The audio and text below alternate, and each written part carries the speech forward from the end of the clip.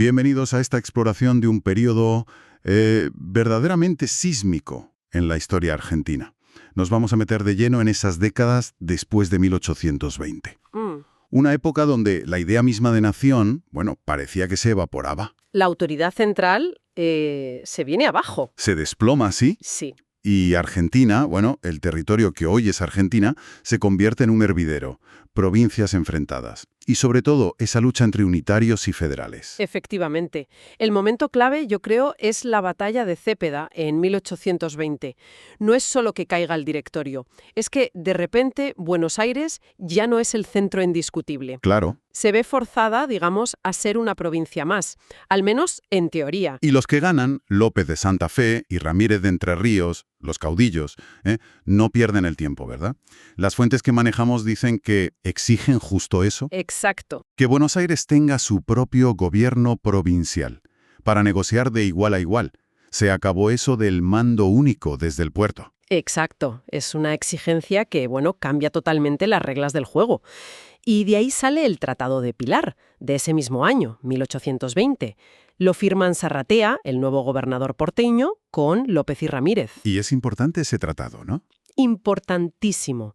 Se comprometen a un futuro sistema federal, garantizan la libre navegación de los ríos Paraná y Uruguay. La gran demanda del litoral. Exacto, una demanda histórica. Y acuerdan convocar un Congreso Nacional.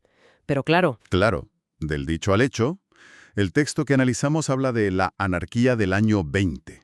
El nombre ya lo dice todo, ¿eh? Describe perfectamente la situación. De hecho, hay un dato que es casi cómico si no fuera trágico.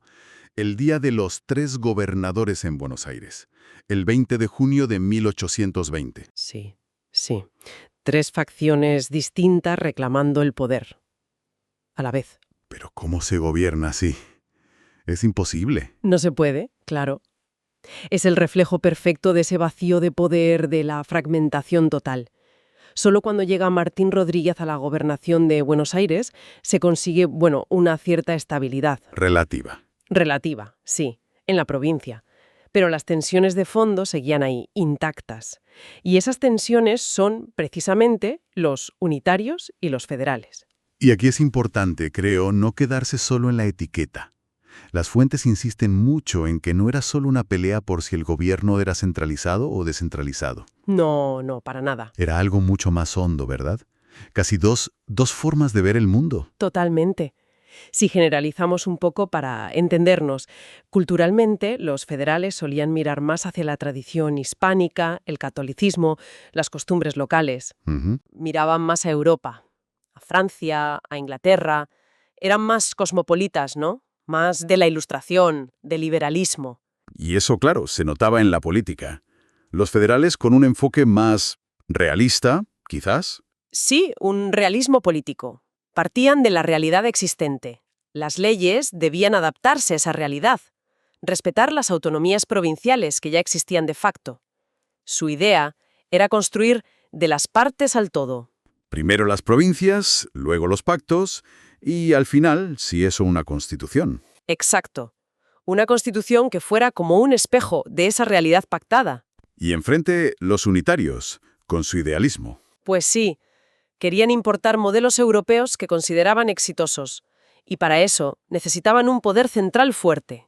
Para imponer esas reformas del todo a las partes. Eso es, para modernizar desde arriba. Su idea de constitución no era un espejo, era un programa. Un proyecto para transformar la realidad, aunque chocara con ella. Una diferencia de enfoque brutal, que explica muchos choques, claro. Y en lo económico, ¿también había diferencias? También, los federales, en general, subordinaban la economía a la política. Querían proteger las economías regionales. Los vinos de Cuyo, el azúcar de Tucumán. Los cueros de Córdoba, por ejemplo, proteccionismo. Los unitarios, al revés. La economía era el motor. Priorizaban los vínculos con el exterior, el crédito, la infraestructura, puertos, caminos, el libre comercio. Y ahí, claro, la aduana de Buenos Aires. La clave de todo. La gran fuente de ingresos. La joya de la corona, sí. Aunque, ojo, hay un matiz importante que señalan las fuentes. A ver. Los federales del litoral, Santa Fe, Entre Ríos, Corrientes, sí querían la libre navegación de los ríos, porque su economía dependía del comercio fluvial. Claro, Ahí coincidían con los unitarios, por interés propio. Exacto. De hecho, el gran conflicto económico recurrente era ese, el litoral contra Buenos Aires por los ríos y sobre todo por el reparto de las rentas de la aduana porteña. Mientras el interior, El interior sufría con la alcabala, ese impuesto interno que encarecía todo. sí, dificultaba muchísimo la integración económica. Y si hablamos de líderes, la imagen clásica es federales igual a caudillos. Artigas, Ramírez, López, Quiroga y luego Rosas. Líderes carismáticos, sí, con mucho apoyo popular, poder militar local. Pero cuidado, los unitarios también tuvieron sus caudillos militares, ¿eh? Lavalle, Paz. Cierto, además del apoyo de las élites de Buenos Aires, intelectuales, económicas, con Rivadavia a la cabeza. Sin duda. Pues hablemos de ese momento de auge unitario en Buenos Aires, con Martín Rodríguez de gobernador entre 1820 y 1824. Parece un intento de poner orden después del caos. Sí, se firma la paz con Santa Fe, el Tratado de Venegas. Y ahí hay un detalle curioso que mencionan las fuentes. Juan Manuel de Rosas, que todavía no era el gran líder, pero ya era un hacendado muy poderoso, interviene personalmente y le da 25,000 cabezas de ganado a López, el gobernador de Santa Fe, como indemnización. Una fortuna. Sí, revela mucho de cómo se movían los hilos ya entonces. Ese tratado también preveía un congreso en Córdoba para organizar el país. Pero Buenos Aires, que se sentía fuerte, lo boicotea. Retira a sus diputados. Prefiere hacer sus propias alianzas. Como el Tratado del Cuadrilátero de 1822. Exacto. Buenos Aires, Santa Fe, Entre Ríos, Corrientes. Reafirman la paz, la libre navegación. Pero dejan fuera al resto y al Congreso de Córdoba. Era una forma de consolidar la influencia porteña. Y mientras en Buenos Aires, Rivadavia como ministro de Gobierno y García en Hacienda se lanzan a reformar. Es la feliz experiencia. Una oleada de reformas, sí. En política, centralización, junta de representantes, sufragio universal masculino. Bueno, con matices. Sí, con requisitos que lo limitaban bastante en la práctica. Y suprimen más cabildos. Instituciones coloniales con mucho arraigo. Muy importante eso. ¿Y en economía?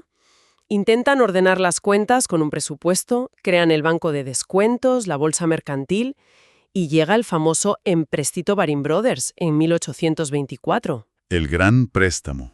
1.000.000 de libras esterlinas. Una barbaridad. Enorme. Garantizado con todas las tierras públicas de la provincia. Oficialmente, para un puerto. ¿Obras? ¿Y funcionó? Porque suena muy ambicioso. Pues no exactamente como se esperaba. Es una historia que se repite, ¿no? Me suena, sí. Una parte importante del dinero se desvió. ¿Adivina a qué? A la guerra con Brasil, quizás. Exacto, a la guerra que estaba a punto de estallar.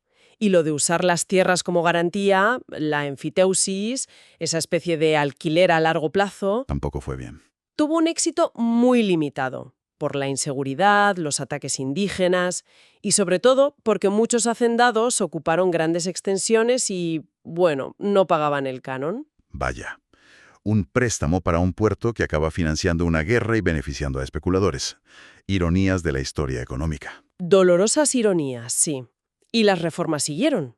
En lo cultural, lo religioso, Crean el Colegio de Ciencias Morales, la Universidad de Buenos Aires, con una orientación moderna, compitiendo con la de Córdoba más tradicional. y meten mano a la Iglesia. La reforma eclesiástica. Muy fuerte. Control del Estado sobre la Iglesia, regalismo. Suprimen el diezmo obligatorio, disuelven órdenes religiosas. Era un intento de subordinar la Iglesia al Estado, de modernizar. Un proyecto totalizador, casi revolucionario. Y no se conformaron con Buenos Aires. Quisieron llevarlo a todo el país. Esa fue la clave. Convocan un Congreso General en Buenos Aires en 1824. Objetivo teórico: una constitución. Para calmar a las provincias, aprueban una ley fundamental. Que decía que se respetarían sus instituciones hasta que la Constitución fuera aprobada por todas. Eso. Y mientras, el gobernador de Buenos Aires, Las Heras, asumía el poder ejecutivo nacional de forma provisional. Parecía un gesto. Conciliador. Pero duró poco. Poquísimo. Los unitarios, aprovechando la sobrerrepresentación de Buenos Aires, duplican el número de diputados. Mayoría absoluta. Y a partir de ahí, todo muy rápido. Primero, la Ley de Presidencia en 1825. Crean un Ejecutivo Nacional permanente. La excusa, la guerra con Brasil. ¿Y a quién eligen presidente? A Rivadavia. Bingo, el arquitecto de las reformas porteñas, ahora presidente de todo. Y el siguiente paso, aún más polémico. La ley de capitalización. Sí. Buenos Aires, ciudad y alrededores, capital federal, separada de la provincia. O sea, disolvían la provincia de Buenos Aires tal como era. Le quitaban su ciudad, su puerto. Una violación clarísima de la ley fundamental que ellos mismos habían aprobado. Hay una anécdota que lo dice todo. El gobernador Las Heras, quejándose de que lo dejaban como gobernador de las vacas. Tal cual. Le quitaban la ciudad y el puerto. Le dejaban solo el campo. Con este panorama, no sorprende cómo salió la Constitución de 1826. Unitaria hasta la médula.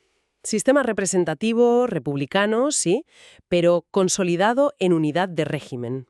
Y el punto crítico. Los gobernadores de provincia los elegía el presidente. Se cargaban la autonomía provincial. De raíz. El rechazo fue inmediato, casi unánime. La mayoría de las provincias la repudiaron. El intento de imponer la unidad desde Buenos Aires había fracasado, estrepitosamente. Y encima, la guerra con Brasil por la Banda Oriental, el actual Uruguay. Que estaba ocupado por Brasil, ¿sí? En 1825, los 33 orientales desembarcan. Empieza una revuelta. Un congreso local pide volver a las Provincias Unidas. El Congreso en Buenos Aires acepta y Brasil declara la guerra. Una guerra con altibajos. Victorias navales, con Brown al mando, pero en tierra, estancamiento. Mucho desgaste. Rivadavia, ya muy débil por el rechazo a la Constitución, busca una salida. La diplomacia, mediación británica. ¿Y cómo fue esa negociación? Un desastre. Su enviado, García, el mismo de las reformas, firma en Río un acuerdo preliminar que básicamente reconocía que la Banda Oriental era brasileña. Y hasta aceptaba pagar una indemnización. Pero bueno, reconocer la derrota sin haberla tenido militarmente. Exacto. Cuando se supo en Buenos Aires, imagínate el escándalo. Manifestaciones, rechazo total, Rivadavia hundido. No le quedó otra que dimitir. Renunció en julio de 1827 y poco después el Congreso Nacional se disolvió. El proyecto unitario, hecho añicos. Y la paradoja es que, al final, de todo ese lío, sale la independencia de Uruguay. Así es. Cae Rivadavia, Buenos Aires vuelve a manos federales. Manuel Dorrego es el nuevo gobernador. Y es él quien retoma las negociaciones con Brasil. Ahora en mejor posición. Relativamente mejor, sí. Y con la mediación británica otra vez, se llega a la Convención Preliminar de Paz de 1828. Y ahí se acuerda crear la República Oriental del Uruguay, un estado independiente, una solución tapón que le venía bien a todos. A Argentina, a Brasil y a Gran Bretaña sobre todo. Exacto. Así que Buenos Aires recupera su autonomía, el federalismo parece que gana, pero la violencia no para. El general unitario Lavalle vuelve de la guerra. Con las tropas desmovilizadas, sí. Y en diciembre de 1828 da un golpe, derroca a Dorrego y lo fusila, sin juicio, acusándolo de traición por lo de la Banda Oriental. un acto brutal, impulsivo, y que tuvo el efecto contrario al que buscaba Lavalle. En vez de acabar con el federalismo, Lo unió, convirtió a Dorrego en mártir. Y todos los federales se agruparon detrás de una figura que ya sonaba mucho, Juan Manuel de Rosas. el hacendado, que tenía mucho apoyo en el campo. Muchísimo. Y ahí empieza la larga era de Rosas, gobernador de Buenos Aires 2 veces, 1829-32 y luego en 1835-52. El restaurador de las leyes. Y acumuló un poder tremendo. En el primer gobierno, facultades extraordinarias. Que le permitían saltarse la ley, digamos, y en el segundo, directamente, la suma del poder público. Ejecutivo, legislativo y judicial. Todo en uno. Es fascinante ver cómo lo consiguió y cómo lo mantuvo. Tuvo un apoyo popular innegable al principio, sobre todo en la campaña, pero su gobierno se fue volviendo, bueno, una dictadura. Autoritarismo férreo. Sí.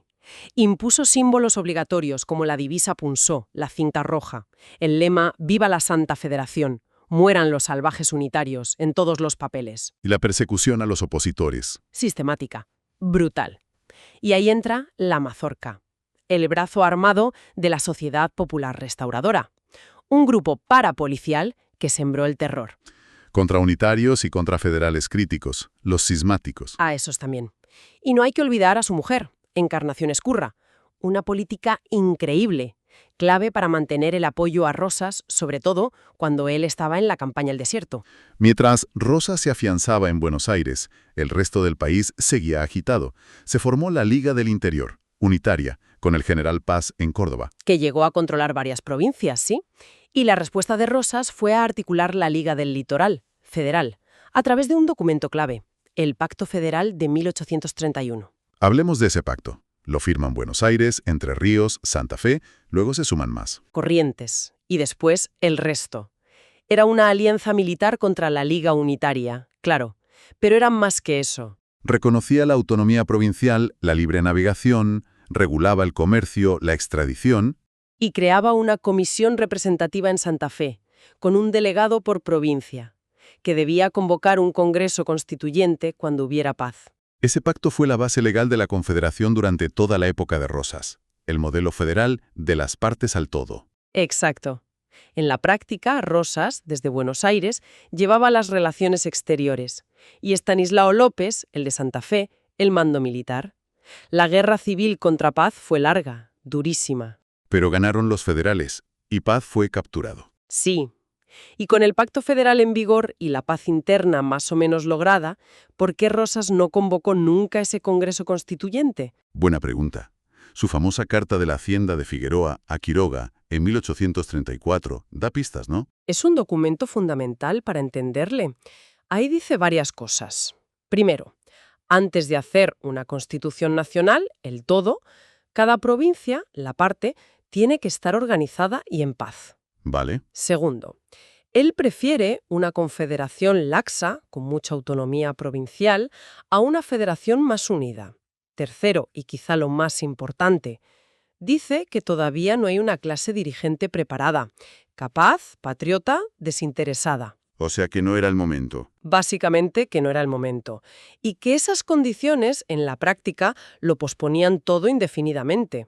También decía que Buenos Aires no debía ser la capital permanente, que mejor un lugar neutral. Sí, tipo Washington, D.C.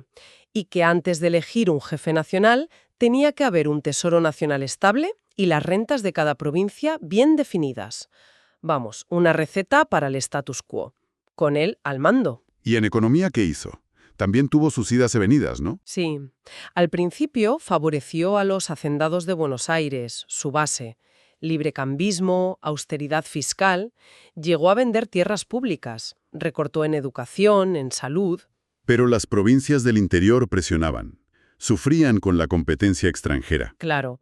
Y eso le llevó a dar un giro proteccionista en 1835 la Ley de Aduanas. Que subió los aranceles a las importaciones, incluso prohibió algunos productos como el trigo o la harina. Le sirvió para ganar apoyos en el interior, sí. Pero duró mucho. Pues no tanto, hasta 1841, más o menos. La realidad se impuso. ¿Cuál era la realidad? Que la producción local era insuficiente. Faltaba capital, mano de obra, tecnología, y el Estado necesitaba los ingresos de la aduana, así que poco a poco se volvió a abrir, aunque mantuvo algunos aranceles protectores. Además, su largo gobierno estuvo marcado por conflictos internacionales serios, con potencias europeas. ¿CES? Del 38 al 40. Por temas de los ciudadanos franceses en Buenos Aires, ¿no? Y reclamos comerciales. Eso. Terminó con un tratado, el Macahuarana, con concesiones por ambas partes. Y el más famoso, el bloqueo anglo-francés, del 45 al 50. Ahí las causas eran más profundas. La intervención de Rosas en la Guerra Civil de Uruguay apoyando a Oribe. Y que Francia e Inglaterra querían navegar libremente por los ríos interiores, Paraná y Uruguay. Exacto. Para comerciar directamente con Paraguay y con las provincias mesopotámicas, saltándose la aduana de Buenos Aires. Y en ese contexto, la batalla de la Vuelta de Obligado, noviembre de 1845. Donde las fuerzas de Rosas intentaron parar a la flota anglo-francesa en el Paraná. Militarmente no lo consiguieron. La flota pasó. Pero fue una resistencia muy fuerte. Muy tenaz, sí.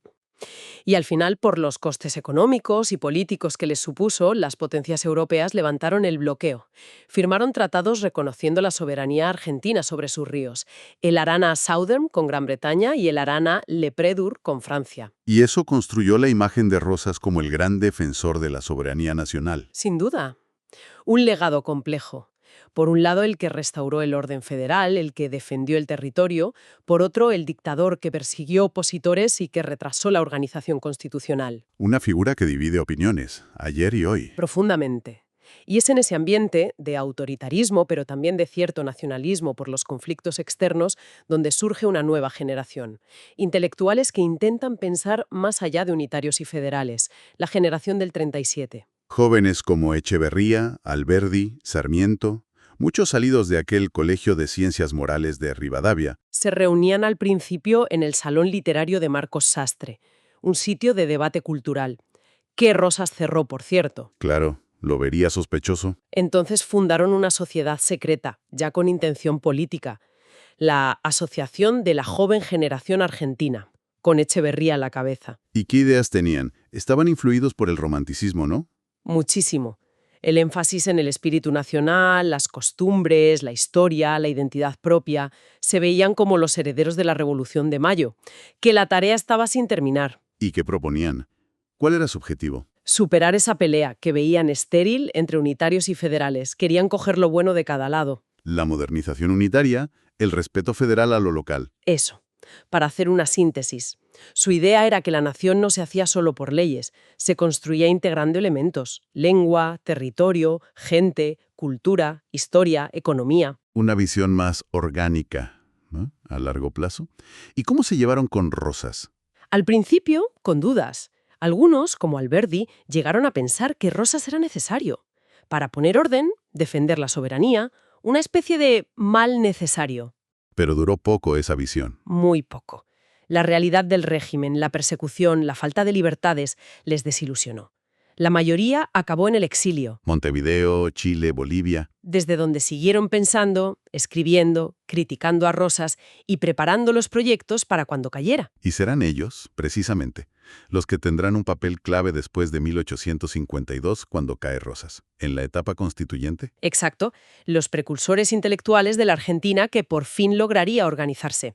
Su influencia en la Constitución del 53 y en las décadas siguientes fue decisiva.